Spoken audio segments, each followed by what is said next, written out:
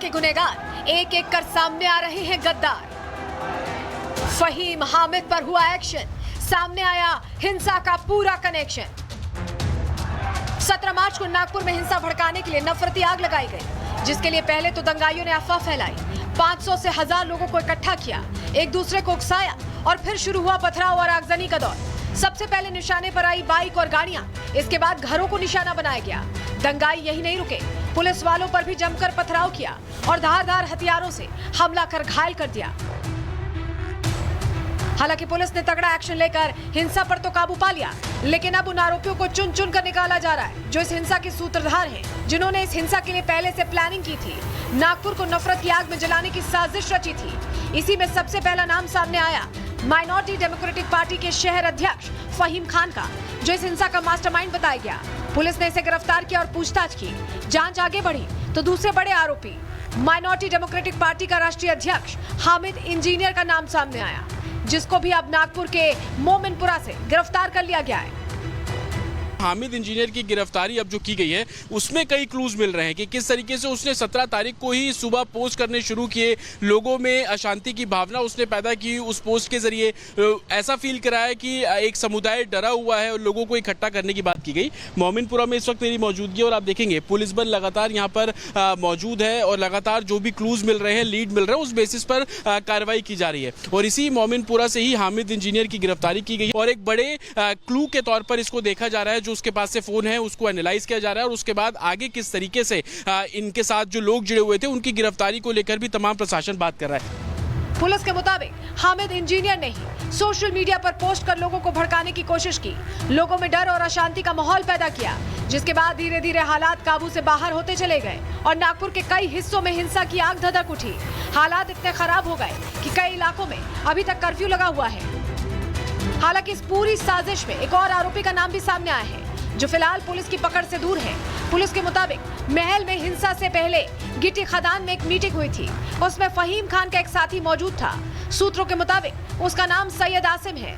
फहीम खान और सैयद आसिम लंबे समय से माइनॉरिटी डेमोक्रेटिक पार्टी से जुड़े हुए हैं और ये पार्टी भी करीब 15 साल पहले ही नागपुर में बनाई गई थी।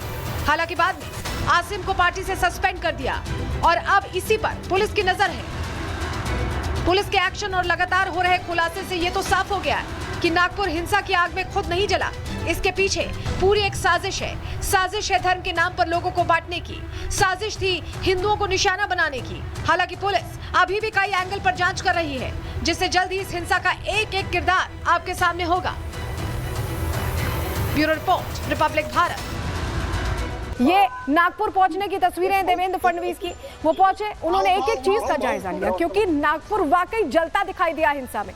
जिस तरह से नुकसान पहुंचा है उस तस्वीर ने हैरान किया। देवेंद्र फडणवीस ने जो लोग हैं नागपुर के, उनको यह भरोसा दिलाया कि उपद्रवियों का हिसाब तो होगा ही, एक्शन तो लिया ही जाएगा, किसी को बख्शा नहीं जाएगा। कैसे क्लियर मैसेज दिया देवेंद्र फडणवीस, सुनिए। ये घटना जिस दिन घटी उस दिन सुबह औरंगजेब की एक प्रतीकात्मक कब्र जलाई गई, लेकिन बाद में कुछ लोगों ने सोशल मीडिया का उपयोग करते हुए ये औरंगजेब की प्रतीकात्मक कब्र नहीं जलाई गई तो इस पर दरगाह की चादर लगाई थी और उसमें कुरान की आयतें लिखी हुई थी, उसको जलाया गया। इस प्रकार का एक झूठा प्रचार किया और लोगों की भावनाओं को भड़काने का काम किया। जो दंगई है उनकी पहचान कर ली गई है। 104 लोगों को अभी तक पहचान कर पकड़ा गया है, जिसमें 92 लोगों को अरेस्ट किया है। ये भी तय हुआ है कि ये जितना नुकसान दंगइयों ने किया है इसका पूरा हिसाब निकाला जाएगा और ये पूरा नुकसान उनसे वसूल किया जाएगा।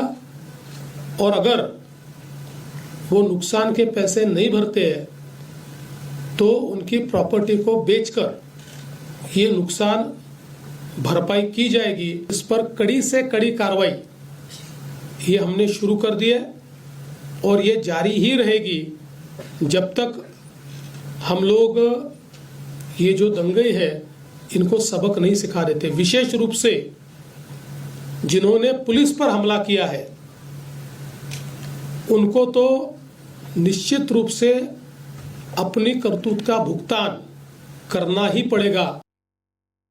और एक और शख्स को गिरफ्तार किया गया। देखिए, एक्शन सुनिश्चित करने की कोशिश, ये तस्वीर आप देख रहे हैं, आरोपी हामिद इंजीनियर का नाम सामने आया, जिसने और लोगों को जोड़ा था और लोगों को भड़काया था और भीड़ को उकसाया था। इसे भी गिरफ्त में ले लिया गया है। अब तक 2 ऐसे चेहरे गिरफ्त में लिए जा चुके हैं जिनसे समझ में आता है कि उन्होंने 500 से 1000 लोगों की भीड़ इकट्ठा करने में की रोल प्ले किया है। लेकिन क्या और भी चेहरे हैं? पहले आपको बताते हैं कैसे 2 लोगों को गिरफ्तार किया है। मास्टरमाइंड फहीम खान, जिसकी पहचान हुई और गिरफ्त में लिया गया, शहर प्रमुख था।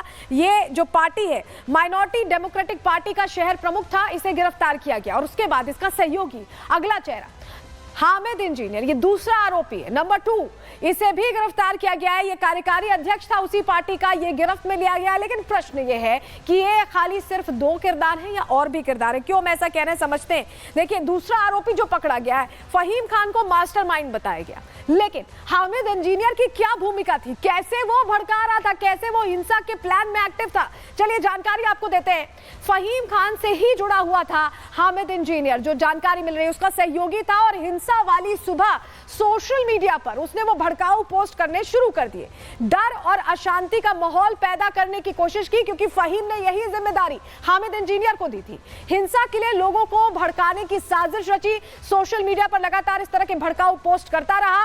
पुलिस का जो पूरा जांच का दायरा जब बढ़ा तो खुलासा हुआ, और खुलासा होने पर पुलिस ने हामिद इंजीनियर को गिरफ्तार कर लिया। यूट्यूबर मोहम्मद शहजाद खान को भी गिरफ्तार किया गया है। तो लगातार देखिए, गिरफ्तारियां तो हो ही रही हैं, एक्शन हो ही रहा है, और समझ में आ रहा है कि सिर्फ ये 2 चेहरे नहीं हो सकते। अगर इनकी ये पार्टी थी तो क्या और भी कई चेहरे हैं जो एक एक करके अब बेनकाब होने वाले? क्यों मैं ऐसा कह रहा हूं, रिपोर्ट के जरिए देखिए।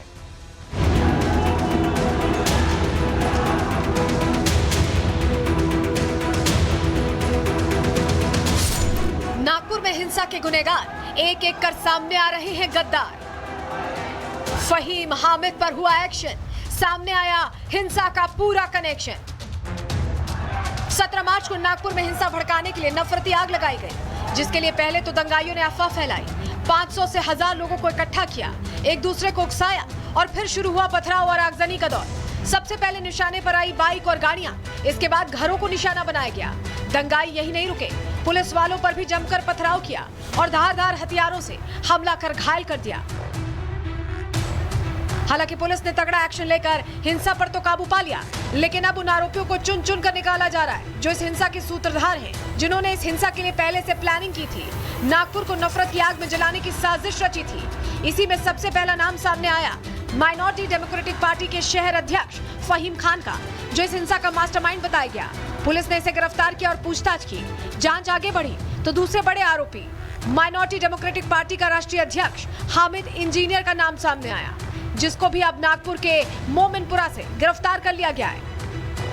हामिद इंजीनियर की गिरफ्तारी अब जो की गई है उसमें कई क्लूज मिल रहे हैं कि किस तरीके से उसने 17 तारीख को ही सुबह पोस्ट करने शुरू किए, लोगों में अशांति की भावना उसने पैदा की। उस पोस्ट के जरिए ऐसा फील कराया कि एक समुदाय डरा हुआ है और लोगों को इकट्ठा करने की बात की गई। मोमिनपुरा में इस वक्त मेरी मौजूदगी और आप देखेंगे पुलिस बल लगातार यहाँ पर मौजूद है और लगातार जो भी क्लूज मिल रहे हैं, लीड मिल रहा है, उस बेसिस पर कार्रवाई की जा रही है। और इसी मोमिनपुरा से ही हामिद इंजीनियर की गिरफ्तारी की गई और एक बड़े क्लू के तौर पर इसको देखा जा रहा है। जो उसके पास से फोन है उसको एनालाइज किया जा रहा है और उसके बाद आगे किस तरीके से इनके साथ जो लोग जुड़े हुए थे उनकी गिरफ्तारी को लेकर भी तमाम प्रशासन बात कर रहा है। पुलिस के मुताबिक हामिद इंजीनियर ने ही सोशल मीडिया पर पोस्ट कर लोगों को भड़काने की कोशिश की, लोगों में डर और अशांति का माहौल पैदा किया, जिसके बाद धीरे धीरे हालात काबू से बाहर होते चले गए और नागपुर के कई हिस्सों में हिंसा की आग धधक उठी।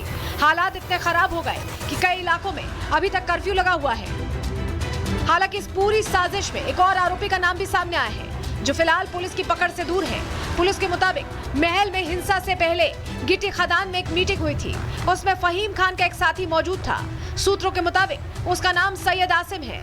फहीम खान और सैयद आसिम लंबे समय से माइनॉरिटी डेमोक्रेटिक पार्टी से जुड़े हुए हैं और ये पार्टी भी करीब 15 साल पहले ही नागपुर में बनाई गई थी। हालांकि बाद में आसिम को पार्टी से सस्पेंड कर दिया और अब इसी पर पुलिस की नजर है। पुलिस के एक्शन और लगातार हो रहे खुलासे से ये तो साफ हो गया है कि नागपुर हिंसा की आग में खुद नहीं जला, इसके पीछे पूरी एक साजिश है धर्म के नाम पर लोगों को बांटने की। साजिश थी हिंदुओं को निशाना बनाने की। हालांकि पुलिस अभी भी कई एंगल पर जांच कर रही है, जिससे जल्द ही इस हिंसा का एक एक किरदार आपके सामने होगा। Bureau report, Republic Bharat.